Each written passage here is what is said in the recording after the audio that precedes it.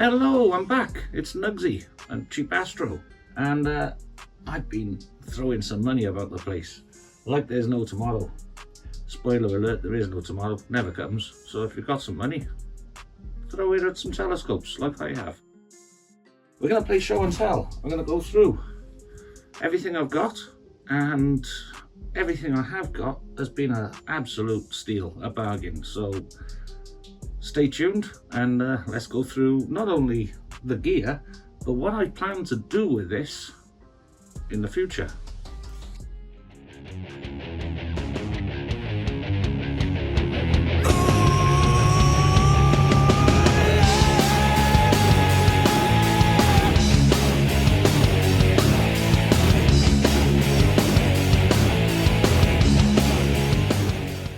Now, before we get into this, just real quickly, I must apologise for my absence. I have been procrastinating. There's no other way to say it. Just taking my time. There has been work, I have been away, there's all sorts of other things happening. And immense masses of cloud, possibly down to me buying a load of stuff. So sorry, Ireland, on that one. But yes, I'm back, and I think I'm going to be back with a vengeance. There's plenty of videos to get out of this lot. I can't say they're going to come fast because, you know, I am still fundamentally a lazy sod. So let's talk through. There's a number of things I want to talk through actually, and it's not just the stuff. Let's begin with where I began. This, my first ever bargain, €65 for an 8-inch Newtonian on an EQ5 mount. It was not motorized, just like 16, 17 years old, but still. Bargains like that don't come up very often. They do, and that I think I will be covering in one future video because I've been asked about this. People have commented, I never see this sort of bargain, but they do happen, and it's not just for me. I'm going to go through how to find these bargains in one. It's not just down to luck. I worked hard at finding this. Now, that's been serving me well. Alright, I've said before, even though this is too heavy for the mount, it's at its maximum visual payload, the EQ5 has been managing okay with it. I've wrapped it up in an observatory now to try and control the wind, because any slightest bit of wind on this massive tube really puts this to its paces. It can't hold it steady when it's windy. So, you know, I've been pushing it, and I've always known this, but it has kind of worked. But I hadn't realised until now just how stressed this poor little EQ5 has been. And I only realised this because I've since bought a smaller, much lighter scope, and I tested it out last week, the 130 PDS. In its current form, with the tube rings and the finder, 4.4 kilos. So that, with the guide scope on it and everything, and the camera, weighed in at 10 kilos, which is the maximum payload of this mount. Don't pay attention to how the mount is, it's just for the shots. Don't worry about it. So that is going to be coming off here, and the 130 PDS is going back on there, and this mount is suddenly like, yes. It's kind of like, it's a leverage thing. I mean, it's not just the fact that the motors are strong enough to lift this and move it round, but holding it, it's like holding a sledgehammer at arm's length. You know, it's just hell of a strain all the time. And that's how this has been. So I've always wanted a 130 PDS. I finally bought one. And it's the first one I've ever seen under £100, $99.95. Great nick, except a little bit of a dent in there, which I shall sort out. This will spawn videos, it will spawn images as well. It's a cracking little scope. If you haven't heard of this, if you're not familiar, some have even labelled it the Apple Killer. I know a lot of groans in the audience there, but it is a real decent bit of kit, and it'll go on an EQ5 or above, no problem whatsoever.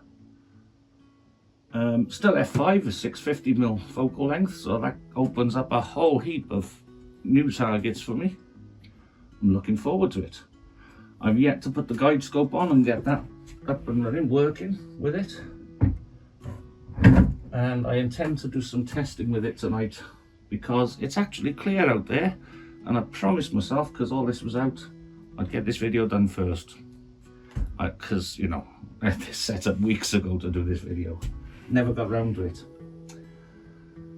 So I'm real pleased with that. I've looked for one for a long time, and it only just came up months ago now, but it only just came up for 100, and since then I've seen one other sell for the same price. Now, what else did I get? A little baby one. Look how cute that is. 114, 500mm focal length, and if I could get a camera DSLR on there to focus in this, that could be a cracking scope. It's f4.4. I know I've seen Martin Pyatt do a series of videos where he did a similar scope and made it work with a DSLR. I'm going to do the same, but in a different manner. But that's sometime down the road. That's not my first priority, this scope. I just bagged it because it was £10. Yeah. Cracking little guy. Next. Before I talk about this, you know, you see those videos, I'm going to pick on Quiv, the Lazy Geek here. He's done a series on the Skywatcher Quattro F4, and he pimped it. There's lots of people do pimping Newtonian videos where they upgrade it, they flock them and they do all sorts. But I've noticed a spate of people recently, including Quiv, putting a mirror mask on the primary mirror to tidy up star shapes at the center, where the mirror clips would normally interfere. And then, how am I going to do this? I know. I've got options now. The Spider. They like to change the Spider as well. This, I always thought was great, this type of Spider, because they're really thin. They don't block much light at all, but they can be off center, and there's another thing to worry about when you're collimating. Collimating has been such a pain in the ass for me. I'd like to be one of those people that say, oh yeah, piece of cake, but it hasn't been. Now I've got these two, I'm hoping that will change, because this is a bit different, and I think the focuser has been letting me down. So, as part of my plans, I think one of the first things I'm going to do, when I take this off and mount the 130, I am going to pimp this. So I'm going to get rid of the dents in the tube. There are some, you can't see them now, but I've actually dropped this before now. I'm glad I didn't show you my homemade carrying handle idea. So anyway, I'm going to do a bunch of upgrades on this. I'm going to flock the whole thing. I've already done flocking at the top end as a test, and it's worked fine. That's the cheap stuff. I'm going to finish the outside. I'm going to actually use this stuff, vinyl wrap. And I've chosen that, it's like white sparkly, because with the black furniture on this and white sparkly, it'd be the opposite of this. The mirror, Spider, sorry, that I was talking about, that Quiv put in his 150 Quattro. It's by Backyard Universe, and I'd love to be able to do it because it's a good solid kit. You get a Spider that is CNC machined, so that's perfectly central all the time. That secondary mirror holds it in place much better. But it's about £200 for one of those, and the mirror mask at the other end is another 70 plus postage. That's ridiculous money. So, you know, it's one of those things you see on video, you think that'd be nice, but no way I could afford it. And then someone online said, check out CYCK, I think it was. Never heard of them. They do cheap CNC secondary spiders. I thought, yeah, it's going to be down to 150 maybe. I doubt they get it down to 100 quid even. Too rich for me. Anyway, I looked into it, and I was absolutely gobsmacked at the price, to the extent that I immediately bought it. Sorry about the wrapping. A CNC machined secondary Spider to fit the 200p or PDS or derivative of, and that comes in at £44. You cannot go wrong. That's 200 quid from another manufacturer, and it can't be any different. It's made for the same scope, out of the same stuff. So they even put a little bit of flocking in there for the spider veins, because they're like apologetic about the satin finish instead of matte. Where next? Let's pick on this Bada MPCC Mark III coma corrector, multi-purpose coma corrector, that MPCC. 160 quid new, £50 plus £3.50 for postage. I, of course, bit his hand off.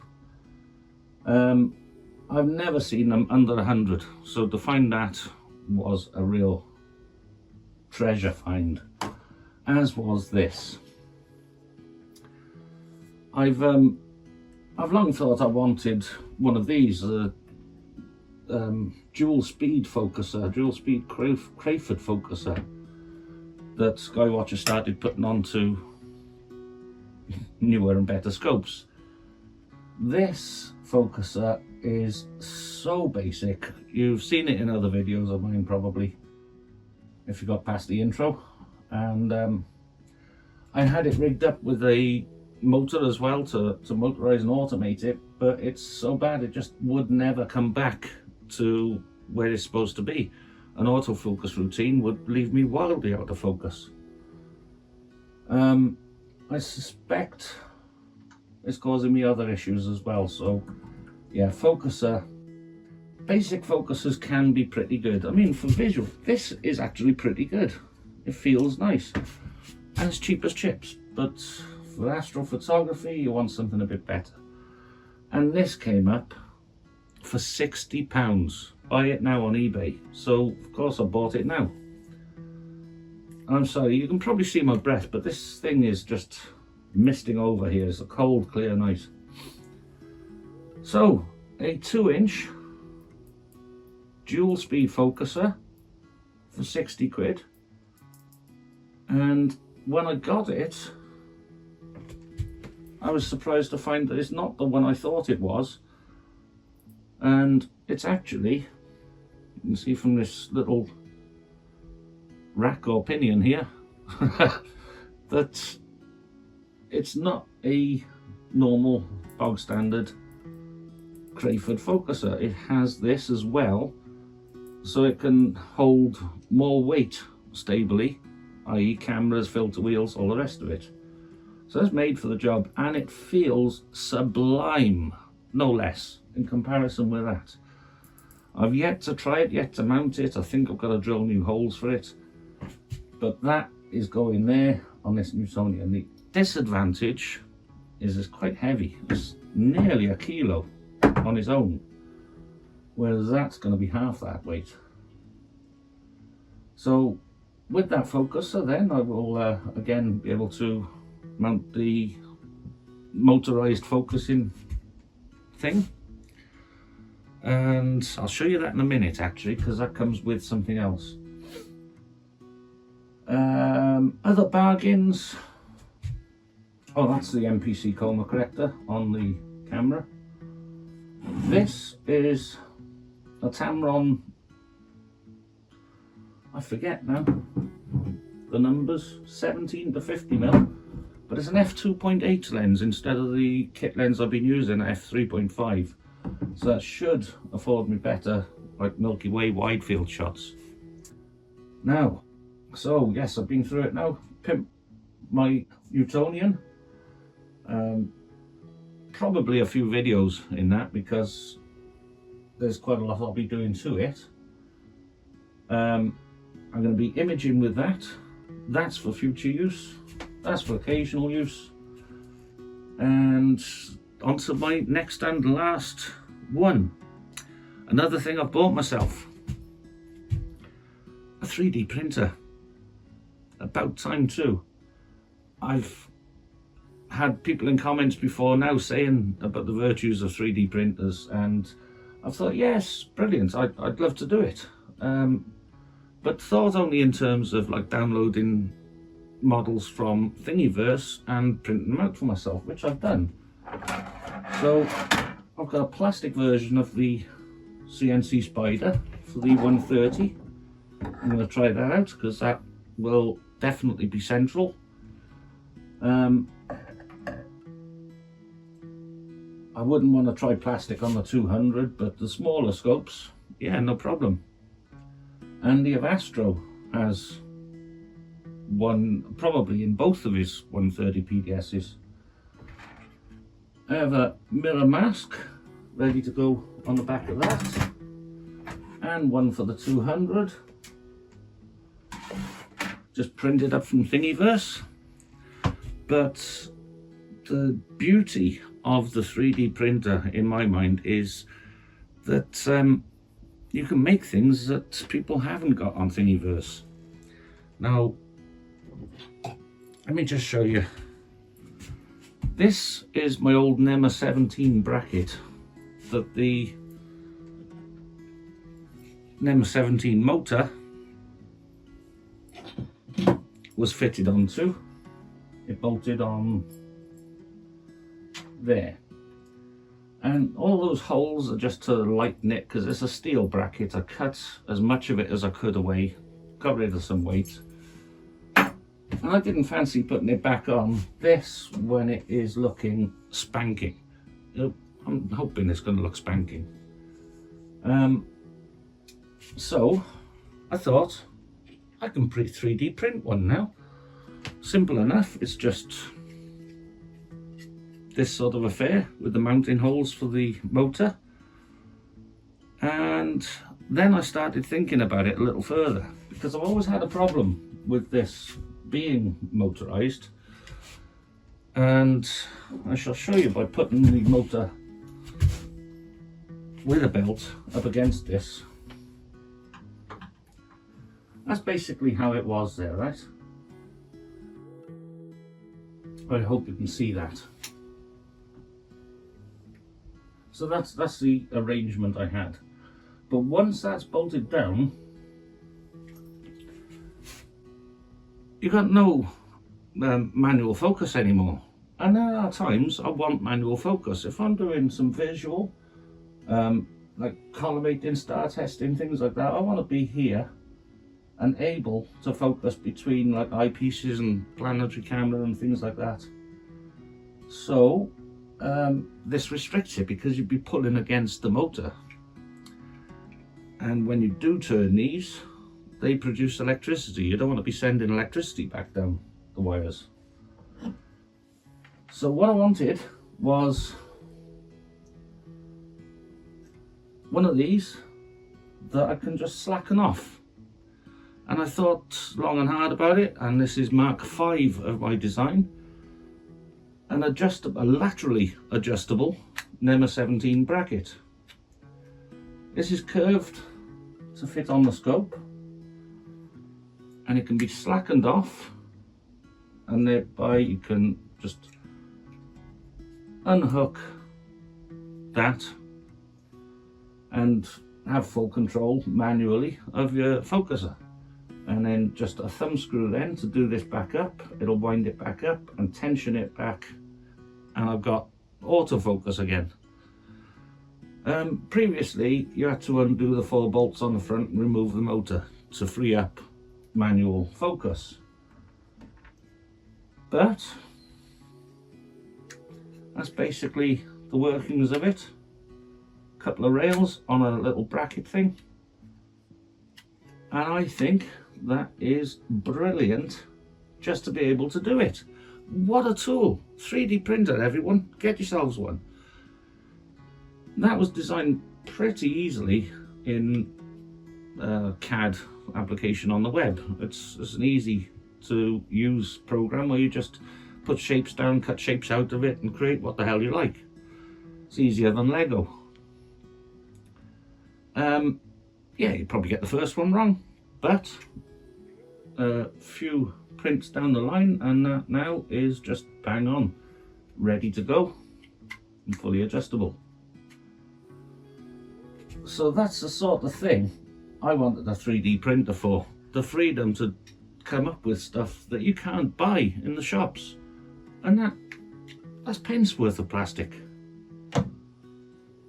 Fantastic. There's a basic Ender 3, I picked it up for 50 quid, and I think, I don't know, it's hard. What's the best 50 quid I ever spent? Anyway, yeah, I think that's about it really. Part of the reason I'm doing this, by the way, is because I've never been satisfied with collimation on this scope, and I suspect that something further forward in the collimation process is out. Secondary Spider could be, and failing that, it could be the focuser. If that's not aligned right, and I haven't been through the rigmarole of testing it all, who knows? There's a weird collimating system on the back as well, using little rubber O-rings instead of springs like you have on these. So you've got very little play, and I've used up all the tolerance on them, so bigger O-rings are coming for a bit more leeway in that. And I'm going to get to the bottom of collimation, but I'm going to start here with my focuser and making sure it's lined up perfectly, and then using the CNC one of these, make sure the secondary is bang central where it should be. In fact, when I got this and measured the secondary spider vanes, this thing was oval at the front, very slightly, a couple of millimeters, but very slightly off round. So I suspect there's something going on, and this lot is going to fix it. If it doesn't, I've still got 2 more scopes now. I'm not retiring this. It's done me proud. 1000mm is a great focal length scope to have, and I love it. But it is a beast of a weight on this mount, and I cannot afford the bigger mount. Hence, smaller scopes is the way to go. That's it from me. So that's what you can expect coming from my channel over the coming months. I can't promise anything's going to be happening fast, but it will be happening. I have more ideas as well I haven't mentioned today, and there is one thing though standing in my way of doing anything with this lot, and that, oh sorry, something moved out there, and that is my 450D. It has been 3 years since I bought this, about now, and I still haven't done what I said I'd do when I first bought it, and that is Modify It. So that has to be the first thing I do, because it's that time of year. Orion is currently just up there. I'm missing it. I want the horse head, and I want the glorious H alpha from that horse head. Horse head? Horse head. With the coma corrector and everything, I gotta be on to a better third year, have I not? But yeah, Modify, basically it's the free modification, which is just the removal of the LP2 filter, which restricts the hydrogen alpha, the red coming into the sensor. I'm not going to be replacing it with anything. I'm just going to be removing that, putting it back together, and hopefully retaining every aspect of the camera as it was, but with a red hue to it. I wasn't going to do this in my first couple of years because I didn't have a camera to fall back on if I broke it, and there is a real risk because there's such tiny things inside these. It's a scary concept. So that video is going to be from my perspective. I'm shit scared of taking this apart. I'm not looking forward to it at all. But I've looked at the instructions, I've got all the gear I need to do it, and I'm going to do it. So you can see what it's like, what kind of a job it is for someone like me, which is most likely someone like you, who thinks, no way, I don't want to do that. Just take it on and see how it goes. I'm sure people more stupid than me have managed it before now. What else is there? That's just a motor for the focuser for this, and I think that is the lot now. Nothing else to show. So yeah, that is my winter pretty much sorted out. As I said at the start, I'm sorry I haven't been about, but you're bound to see a bit more of me now. There's not much work left on the farm before Christmas, so pretty soon I'm just going to be idling time away doing nothing, so I might as well be doing these things. Right, if you've not subscribed, it's just down there flashing when I say subscribe, and yeah, you're not going to miss anything I've just said about. Any suggestions, questions, anything, leave them in the comments below, and it's going to be that. And then I am looking forward to pimping this. Of course I'm going to be using this when the sky permits, but that's like once every few weeks or so. I've got a couple of hours left of clear skies now, so I'm going to get it set up and get some testing going on with that. So until next time, I've been Nugsy, this is Cheapass-tro.